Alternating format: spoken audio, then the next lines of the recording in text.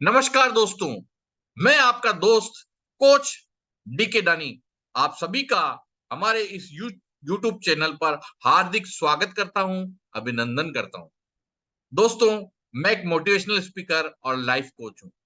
मैंने अपने जीवन का उद्देश्य बनाया है कि 31 दिसंबर 2023 तक 5000 लोगों के जीवन में सकारात्मक परिवर्तन लाना है और उनकी ग्रोथ में जो मुझसे बन पड़े वो मदद करना है।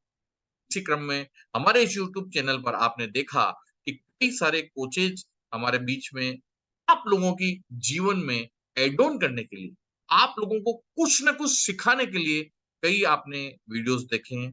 और आज उसी क्रम में हमारे बीच में अहमदाबाद गुजरात से चलकर आए हैं डॉक्टर रंजना रोनियार में। हम लोग रंजना रोनियार मैम का स्वागत करेंगे। उसके उनके बारे में उससे पहले मैं आपको कुछ बातें बता देना चाहता हूँ। रंजना मैडम ने शुरुआती शिक्षा के बाद में बीए की पढ़ाई किया, साथ में एमए की पढ़ाई किया, एमसीए किया और एमसीए करने के बाद योगा के क्षेत्र में मानव मात्र की सेवा के उद्देश्य से पीएचडी किया और आज वो योगा के माध्यम से लोगों की सेवा कर रही हैं, लोगों के जीवन में मेडिसिन फ्री लाइफ बनाने में उनकी मदद कर रही है। ऐसी महान शख्सियत हमारे बीच में है। आइए हम सब मिलकर रंजना मैम का स्वागत करते हैं, उनको बुलाते हैं। तो वेलकम रंजना मैम, हमारे स्टूडियो में आपका हार्दिक स्वागत है, अभिनंदन है। थैंक यू दानी सर। मैम, आपका स्वागत करते हुए बहुत खुशी हो रही है कि आज आपने अपना सारा शेड्यूल इतना व्यस्तम होने के बावजूद हमारे दर्शकों के लिए आपने जो समय निकाला, हम सभी आपके हृदय से आभारी हैं। बिल्कुल, बिल्कुल सर। मुझे भी आपसे मिलकर बहुत अच्छा लगा और थैंक यू मुझे इनवाइट करने के लिए। एक बार फिर से मैं आपको दिल से धन्यवाद करती हूँ। Thank you. Thank you ma'am, thank you. Ma'am, आप अभी जो योगा के क्षेत्र में लोगों की मदद कर रहे हैं और बहुत सारे लोगों की आपने जॉइंट्स पेन को रिमूव करवाया है, किसी के पेट दर्द में आपने उनको रिलैक्स दिलवाया है, उनकी सांस की प्रॉब्लम में आपने रिलैक्स करवाया है, ऐसी कई चीजें आपने लोगों को मदद किया है। तो आखिर ये सारी जो इतने आप काम कर रहे हैं, इसकी प्रेरणा आपको कहाँ से मिली और आखिर ये जर्नी किस तरह से शुरू हुई? थोड़ा सा आप हमारे दर्शकों को बताइए मैडम। बिल्कुल देवेंद्र दानी सर, मैं दर्शकों को ज़रूर बताना चाहूँगी। मैं एक यूपी मैं यूपी के महाराजगंज जिले से एक छोटे से गाँव से हूँ, ठूठीवारी। वहाँ मेरे पिताजी फार्मर थे और मेरी माता हाउसवाइफ। लेकिन मेरा जो लालन-पालन है वो मेरी बुआ जिनके पास कोई औलाद नहीं था, उनके पास हुआ। उन्होंने बचपन से मुझे बहुत लाड-प्यार से पाला और उन्हीं के साथ मैं रहती थी। ऐसे मेरी जर्नी जो है वो स्टार्ट हुई। ऐसे करते-करते फिर मैं बड़ी हुई। अ, जब मैं इंटर में पढ़ रही थी, मैं बहुत मतलब अब खाने-पीने में बच्चा थोड़ा-सा ज़्यादा लाड-प्यार में रहता है, तो भी उसको बहुत नखरे रहते हैं कि मैं ये नहीं खाऊँगा, वो नहीं खाऊँगा। तो इस तरह से करके मैं बहुत दुबली-पतली ऐसे थी। कोई भी मुझे देखता था तो कहता था कि ऐसा लगता है जैसे कि कपड़े में जैसे हैंगर लगा हो, हैंगर पे कोई कपड़ा लगा हो, इस टाइप से। मैं अपने दोस्तों के साथ भी रहती थी, तो मुझे ऐसा लगता था, अरे यार! ये लोग कितने स्वस्थ और हेल्दी हैं और मैं कैसे एकदम से पतली-सी हूँ। तो वहाँ मेरा एक कॉन्फिडेंस जो था ना सर, मैं क्या बोलूँ आपको, वो फ़ील होता था। जब बच्चे के अंदर थोड़ी कोई कमी होती है ना, तो वो ऐसे ही अपने आप को देखने लगता है। हालाँकि औरों को कोई फ़र्क नहीं पड़ता, लेकिन अपने अंदर से लगता है कि अरे यार! मैं भी मतलब हेल्दी होती, अगर इतनी पतली नहीं होती, तो ज़्यादा अच्छा रहता। एक दिन मैंने देखा कि मेरी बुआ हैं, वो बहुत खाँस रही थी, बहुत ज़्यादा। वो जगह-जगह डॉक्टरों के पास जाती थीं और बहुत तरह-तरह की दवाइयाँ जो उनको बोल दें कि यहाँ डॉक्टर हैं, उनके पास जाओ, यहाँ डॉक्टर हैं, उनके पास जाओ, उनके पास जाओ। वो तरह-तरह के डॉक्टरों के पास जाती थीं, लेकिन उनकी खाँसी ठीक नहीं होती थी। वो बहुत परेशान रहती थीं, वो रात-रात में खाँसती थीं। मुझे मुझे देखा नहीं जाता था। मैं अंदर से बहुत तड़प जाती थी क्योंकि मैं छोटी थी और कुछ कर नहीं पाती थी। उनको खाँसते हुए देख के मुझे बहुत तकलीफ़ होती थी। मेरे और 2 रिलेटिव हैं, मतलब उनको लंग्स की प्रॉब्लम हो गई थी, उनके फेफड़े में पानी आ गया था, जैसे आज बोलते हैं कि ट्यूबरक्लोसिस हो गया है। तो बोलते थे कि उनका फेफड़ा जो है वो मजबूत नहीं था, जिसकी वजह से उनको इस तरह की प्रॉब्लम हुई। और भी जैसे किसी को बैकएक है, किसी को, तो इन सब बातों से ना मेरा मन बहुत परेशान होता था। मैं सोचती थी कि यार कुछ तो ऐसा होता जिसको हम करते और नेचुरल तरीके से हम स्वस्थ रह पाते, अपने आप को हेल्दी रख पाते। इन्हीं सब चीज़ों से मैं मतलब यही सब सोच-विचार मेरे मन में चल रहा था। तब हमारे महाराजगंज जिले में हमारे क्षेत्र में योगा शिविर लगा। जो शांति कुंज का प्रोग्राम होता है, 3 दिन का वो प्रोग्राम लगा जिसमें वो लोग हवन वगैरह भी कराते हैं, प्रवचन भी देते हैं और योगा कराते हैं 3 दिन का मतलब। तो वहाँ पे हम लोग का इंटरेस्ट शुरू से है, चूँकि हम लोग संस्था से जुड़े हुए हैं, तो हम लोग वहाँ पे गए, 3 दिन का प्रोग्राम अटेंड किया। 5 बजे सुबह योगा प्रोग्राम होता था और वो बताते थे कि आप योगा से आपके बैक की प्रॉब्लम दूर हो जाएगी, योगा करने से आपके शोल्डर पेन दूर हो जाएगा, योगा करने से आपके लंग्स, अगर आप प्राणायाम करेंगे तो आपके लंग्स मजबूत हो जाएँगे, आपके बाल गिरने बंद हो जाएँगे, आपके अंदर ग्रोथ आ जाएगी, अगर आप बहुत पतले हैं तो आप हेल्दी होने लगेंगे। मतलब बहुत सारे, कॉन्स्टिपेशन की समस्या दूर हो जाएगी, डायबिटीज़ की प्रॉब्लम दूर हो जाएगी, बहुत सारी मतलब ऐसे। मैंने सुना, मुझे तो ये सब मिरेकल जैसा लगा। कि आप बिना मेडिसिन के और ये सब करके, योगा करके, आसन करके, प्राणायाम करके अपने आप को हेल्दी रख सकते हैं। तो मैं तो 3 दिन सर सबसे आगे लाइन में खड़ी होती थी और बहुत शिद्दत से कहते हैं ना कि मैं योगा करती थी और सीखती थी उसे। 3 दिन का शिविर जब समाप्त हुआ, तो जो उनके हेड थे जितेंद्र भैया, मैं उनसे मिली और जो योगा सिखा रहे थे उनसे मिलने के बाद मैंने उनको बोला कि सर क्या ये सब जितना आप कुछ मंच से बोल रहे थे, क्या ये सचमुच सही है? उन्होंने कहा बिल्कुल 101% कि जो लोग योगा करें, प्राणायाम करें, मेडिटेशन करें, उनसे उनके लाइफ में बहुत परिवर्तन हो जाता है। ना वो अपने फिजिकली अपने आप को फिट रख सकते हैं, मेंटली फिट रख सकते हैं, हर तरह से। तो मुझे तो जैसे देवेंद्र दानी सर, मैं आपसे बताऊँ, मुझे तो ऐसा लग रहा था कि कोई की मिल गई हो। जैसे कहते हैं ना कि इंसान को खजाना मिल जाता है ना, उसकी चाबी ढूँढ रहा था वो इतने दिनों से और मैं बस वो चाबी ढूँढ रही थी और मुझे चाबी मिल गई। तो मैंने उसे अप्लाई करना शुरू किया। पहले तो खुद पे ही किया क्योंकि मैं बहुत पतली थी। आप मेरा पहले का फ़ोटो देखेंगे, आप यकीन नहीं करेंगे कि मैं वही रंजना हूँ। तो हाथ-पैर इतने पतले-पतले, तो फिर मैंने उसे करना शुरू किया। कुछ दिनों बाद ही ना मेरे अंदर बहुत परिवर्तन होने लगे। मेरे फ्रेंड्स, मेरे रिलेटिव, उनको मतलब वो सरप्राइज़ हो गए कि इसके अंदर इतना इम्प्रूवमेंट कैसे हो रहा है? लेकिन उन लोगों को पता नहीं था कि बैकग्राउंड में क्या हो रहा है। मैं तो डेली योगा कर रही थी और जो-जो वो दिनचर्या फ़ॉलो कर रहे थे कि वो बोल रहे थे कि आप सुबह उठो और ऐसे करो, तो वो योगा से मेरे अंदर बहुत परिवर्तन होने लगा, मैं खुद पे देखने लगी। अब जो सीखा था मैंने कि किसी को अगर नी पेन है, किसी को बैक पेन है, तो वो छोटी-छोटी चीज़ें भी मैं अप्लाई करने लगी, तो उससे उनके वो ठीक होने लगे। अब तो ऐसा लग रहा था कि जैसे मतलब मेरे साथ मतलब जादू हो रहा है, अब प्रसिद्धि किसको अच्छी नहीं लगती। अब कोई ये बोल रहा था कि हाँ भाई, अगर आपको आपके घुटने में प्रॉब्लम है, तो आप योगा के रंजना के पास जाओ, वो कुछ करती है जिससे वो ठीक हो जाता है। तो अब किसी को शोल्डर में प्रॉब्लम है या बैक में प्रॉब्लम है, तो आप रंजना के पास जाओ, वो कुछ योगा कराती है, कुछ इस तरह से और ठीक हो जाता है। तो मुझे बड़ा अच्छा लगता था, मतलब वैल्यू अगर मिल रहा है तो किसी को अच्छा क्यों नहीं लगे। और मतलब मुझे एक अपना एक मैंने अपने अंदर का गोल भी देखा कि शायद मैं यही चाहती हूँ कि मैं लोगों को ठीक करना, लोगों एक मानव मात्र की जो सेवा होती है ना सर, वो शायद मेरे अंदर मुझे तब दिखाई दिया कि मैं यही चाहती हूँ और यही करने का मेरा जो पर्पज़ है, वो स्टार्ट हो गया।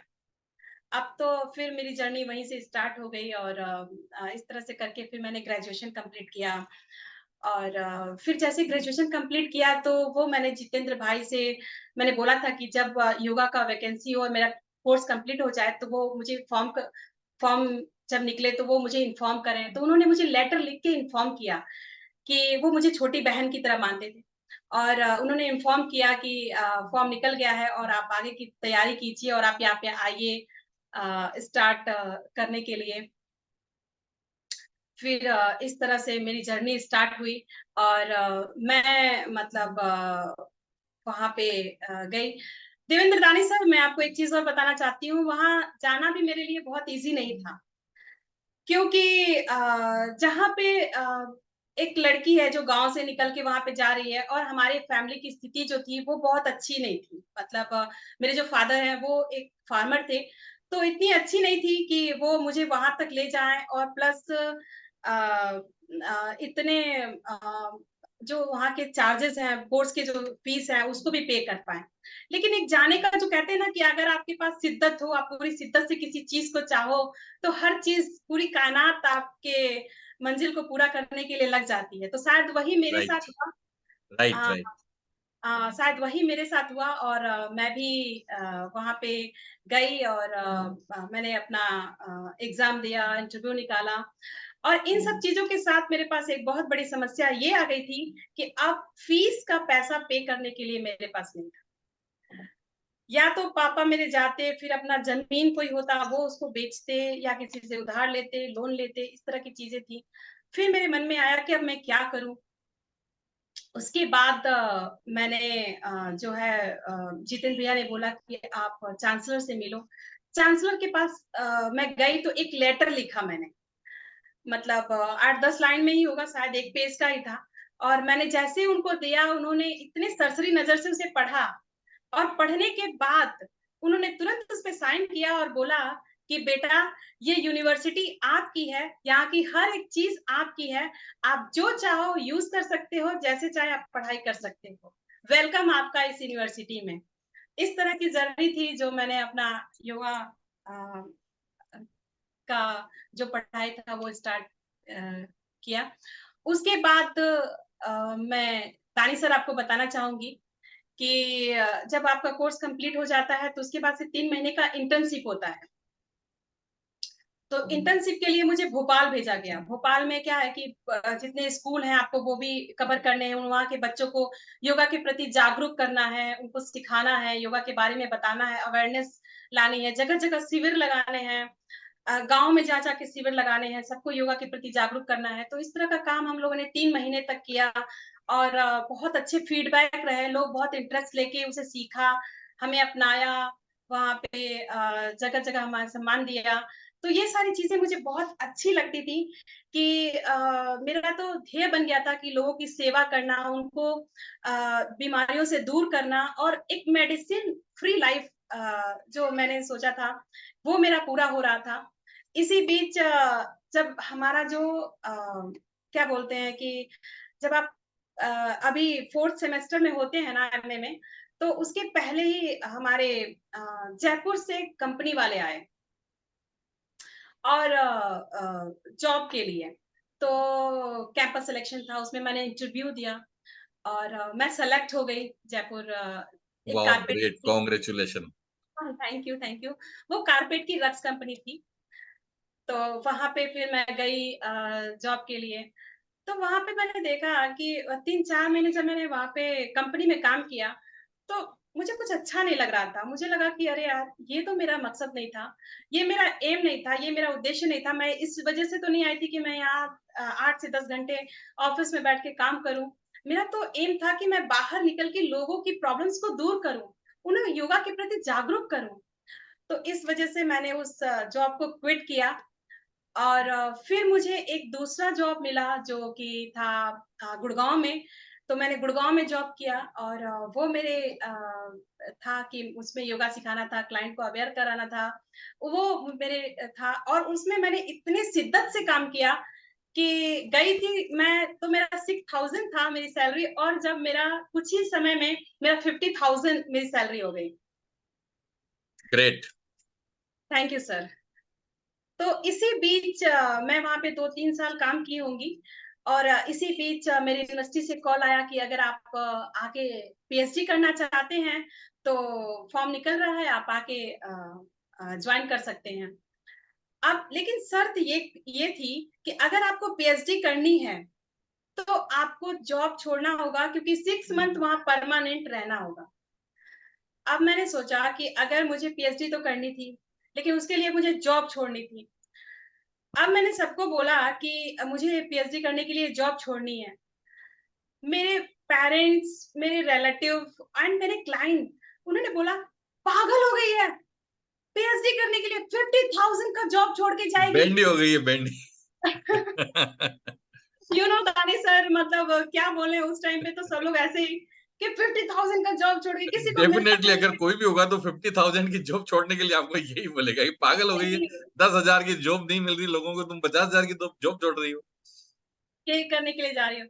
तो लेकिन अब मेरा क्या था शुरू से कि नहीं, मुझे करना है, मुझे सीखना है, आगे बढ़ना है, लोगों की मदद के लिए तो वो करना ही करना है। तो फिर मैंने उस जॉब को क्विट किया और फिर मैं हरिद्वार फिर आई यूनिवर्सिटी के में 6 मंथ का मैंने अपना पीएचडी कंप्लीट किया। इसी बीच मेरी शादी हो गई और हालाँकि मेरे हस्बैंड हस्बैंड जो हैं वो बहुत सपोर्टिव थे मेरे लिए। बहुत सपोर्ट किया उन्होंने इस जर्नी में और मेरे 2 बच्चे हैं, उन लोगों ने भी काफ़ी सपोर्ट किया मेरे साथ और फिर 2017 में मुझे पीएचडी की डिग्री मिली और मैं ऑफ़लाइन ऑनलाइन योगा सिखाती हूँ, लोगों की मदद कर रही हूँ। अभी तक मैंने बहुत सारे लोगों के जीवन में परिवर्तन किया है, उन लोगों को उनको अपनी उनकी समस्याओं से दूर किया है और ये मेरा मोटो है देवेंद्र दानी सर कि मैं आगे ऐसे निरंतर करती रहूँ और आगे भी ऐसे बढ़ती रहूँ। ये थी मेरी अभी अब तक की जर्नी। Great ma'am, great. आपकी स्टोरी जो लाइफ की है रियली बहुत ज्यादा इंस्पायर करने वाली है, और डेफिनेटली आपकी स्टोरी को सुनकर कि जहां आपने बताया कि आपको हरिद्वार जाना था, मगर जाने के लिए चैलेंज थे, किराए के पैसे का भी समस्या थी, वहां आपको यूनिवर्सिटी में एडमिशन लेना था, मगर वहां फीस की प्रॉब्लम थी, और उस कंडीशन में भी आपने ब्रह्मांड को मैसेज दिया कि मुझे तो ये योग के क्षेत्र में ही काम करना है, लोगों के जीवन में बदलाव लाने के लिए, लोगों के मानव मात्र की सेवा के लिए मुझे काम करना है। तो ब्रह्मांड ने भी आपको मदद किया और आपकी फीस वहां माफ कर दी गई।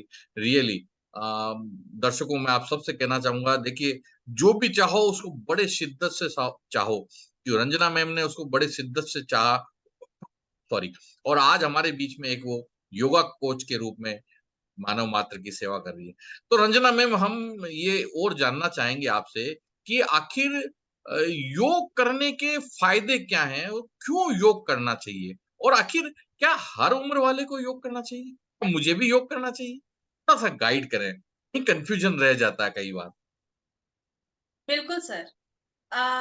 जितना मैंने जाना, समझा, पढ़ा और देखा, मुझे यही लगा कि योग जो है, वो हर उम्र के व्यक्ति के लिए बहुत ज़रूरी है। चाहे वो छोटा बच्चा हो, चाहे बड़ा हो, चाहे ऑफ़िस गोइंग हो, वर्किंग वूमेन हो या हाउसवाइफ हो, हर किसी के लिए योग है। आज आप छोटे बच्चे को देख लीजिए, छोटे बच्चे कहते हैं मुझे इतना प्रेशर है, इतना स्ट्रेस है, मैं तनाव में हूँ। बच छोटे-छोटे बच्चों को देखते हैं, वो चेहरे पे हँसी नहीं आती उनके, वो हँसते नहीं, "क्यों क्यों ऐसे बैठे हो? मुझे बहुत टेंशन है, मुझे अपनी पढ़ाई का बहुत टेंशन है, मुझे ये करना है, ये करना है।" मतलब तमाम तरह की बातें होंगी देवेंद्र साहनी सर। दूसरे आप यंगेस्ट को देख लें, तो उनमें इतना कन्फ्यूज़न रहता है, वो अपनी लाइफ़ को लेके ही परेशान रहते हैं, उनको क्या करना है, क्या नहीं करना है, उनको परिवार उनको ऐसा लगता है कि सबसे बड़ी टेंशन में वही हैं, इतना स्ट्रेस बढ़ रहा है युवाओं का उनको अपनी लाइफ़ में क्लैरिटी नहीं मिलती है। आप ये देख लीजिए जो लोग ऑफिस गोइंग है वो पूरे टाइम स्क्रीन पे बैठ के 8 से 10 घंटे अपने जॉब में निकाल रहे हैं। उनको बैठे-बैठे उनका कॉन्स्टिपेशन, उनके बैक एक, उनके शोल्डर पेन, उनको हेडेक, तमाम तरह की उनकी प्रॉब्लम फिजिकल प्रॉब्लम शुरू हो जाती हैं जिसकी वजह से वो मेंटल प्रॉब्लम उसकी वजह से वो हेल्दी नहीं रह पाते, खुश नहीं रह पाते। अब ऑफिस में भी जितना टाइम देना चाहिए उतना मन से दे नहीं पाते, तो वैसे घर भी उनका वैसे ही रहता है अनहैप्पी तरीके से। आप वर्किंग लेडीज़ को देख लीजिए, वो कहती हैं मैं ऑफ़िस को भी देखूँ, घर को भी देखूँ, परिवार, बच्चे सबको देखने के बाद उनका स्ट्रेस लेवल इतना हाई रहता है। आप हाउसवाइफ़ को अगर मैं बात करती हूँ, तो आप हाउसवाइफ़ को देख लीजिए, वो सुबह से उठकर बच्चे, पति, टिफ़िन, खाना ये सब में रहती हैं, फिर उनके अपने घुटने उनके दुख रहे हैं, उनके बैक एक हो रहे हैं, उनकी अपनी खुद की प्रॉब्लम हो रही है। वो बेचारी वो उसमें रहती हैं कि मेरी कोई वैल्यू नहीं करता, मैं और इन सब चक्करों में दिन भर करते-करते वो अपने ऊपर ध्यान नहीं दे पाती। तो जहाँ तक मैंने देखा है देवेंद्र तानी सर, कि हर उम्र के व्यक्ति के लिए योग बहुत ज़रूरी है।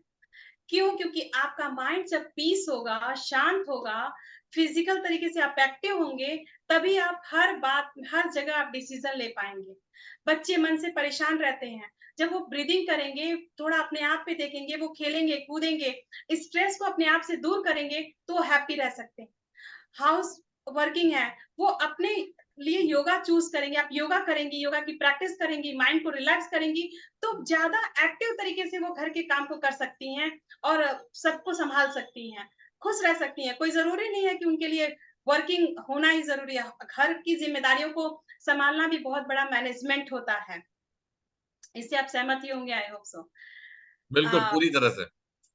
तो मुझे ऐसा लगता है सर कि हर उम्र के व्यक्तियों के लिए योगा बहुत ज़रूरी है। आसन, प्राणायाम, ध्यान, ये सब एक इंक्लूडिंग पैकेज है। आपके विचार सही हों, आप किस तरह से अपने मनोभाव में रखें, ये सारी चीज़ें हमें प्रभाव डालती हैं योगा के लिए, सबके एक लाइफ को बेटर बनाने के लिए। वाओ! Great, very good. बहुत बढ़िया आपने हमें जानकारी दिया कि योग के द्वारा किस तरह से आदमी स्वस्थ रह सकता है। बिल्कुल, हमारे देश के प्रधानमंत्री भी बोलते हैं कि करो योग और रहो निरोग। और आज हम योग के क्षेत्र में देख रहे हैं कि हमारे देश के प्रधानमंत्री जी आदरणीय नरेंद्र भाई मोदी ने कितना संघर्ष किया और आज पूरे विश्व को 21 जून योग दिवस दिया। बहुत जल्दी योग दिवस भी आ रहा है और आप सब लोगों से मैं निवेदन करना चाहूँगा योग दिवस पे आप सभी लोग अपने स्वास्थ्य के लिए जागरूकता अभियान चलाएँ और ज़्यादा से ज़्यादा घरों में योग हो। रंजना मैम, आप योग दिवस के लिए अपनी कोई 2 शब्द हमारे दर्शकों को थोड़ा-सा बोलेंगे तो अच्छा लगेगा। बिल्कुल देवेंद्र दानी सर, मैं ज़रूर बोलना चाहूँगी कि योग दिवस पे सभी लोग जहाँ आपको जहाँ भी मिले, अगर कोई शिविर लगाता है या कोई सेंटर है या यूट्यूब से अगर आप देख के कर सकते हैं या जिस तरह से भी कर सकते हैं, ज़रूर उस दिन आप योगा करें। योग, प्राणायाम, ध्यान, जितना भी आपके पास समय हो उतना आप करें, ज़रूर करें और ना सिर्फ़ उस दिन बल्कि अपने जीवन में जिस तरह से हमने भोजन, पानी और सोने को, जागने को, कर्म करने को एक अपनी दिनचर्या में शामिल किया है, उसी तरीके से आप योग को भी अपनी दिनचर्या में शामिल करें, स्वस्थ रहें, निरोग रहें, मस्त रहें। यही मेरी प्रार्थना है। वाओ! ग्रेट। बहुत-बहुत धन्यवाद रंजना मैम, आपने आज हमारे दर्शकों को आपकी जर्नी के बारे में बताया और आखिर योग क्यों ज़रूरत है, उस बारे में बताया और आपने बताया कि 21 जून योग दिवस को आपको ना सिर्फ़ योग करना है, उस दिन से योग की शुरुआत करते हुए जीवन भर के लिए योग अपनाना है। तो दोस्तों, आप सभी लोगों का बहुत-बहुत धन्यवाद। आप लोगों ने पेशेंस के साथ आज सुना, जाना कि योग का क्या महत्व है और आखिर रंजना मैम कहाँ से चली थी और आज एक योगा कोच के रूप में लोगों को किस तरह से सिखा रही हैं। दोस्तों, अगर आपने अभी तक मेरा यूट्यूब चैनल सब्सक्राइब नहीं किया हो, तो मेरी आपसे निवेदन है, प्लीज़ मेरा चैनल को सब्सक्राइब करें, इस वीडियो को लाइक करें और इस वीडियो में आपको क्या चीज़ सीखने को मिली, कमेंट्स बॉक्स में ज़रूर लिखें और इसी तरह के वीडियो और अधिक प्राप्त करने के लिए आप अपने नीचे लाल बटन को ज़रूर दबाएँ ताकि आपको समय पर हमारे वीडियो मिल सकें। इस वीडियो को ज़्यादा से ज़्यादा लोगों को शेयर करें और उन्हें भी कहें कि आप चैनल को सब्सक्राइब करें और बहुत सारी जानकारी लें। तो दोस्तों, आप सभी का जो आज सहयोग रहा, उसके लिए आप सबका धन्यवाद। एक बार फिर से हम रंजना मैम को यहाँ पधारे हमारे बीच में, इतना महत्वपूर्ण समय दिया, तो मैं चाहूँगा रंजना मैम आपको एक बार फिर से बहुत-बहुत धन्यवाद आपका, बहुत-बहुत आभार। थैंक यू देवेंद्र दानी। Thank you. Thank you ma'am. मुझे थैंक भी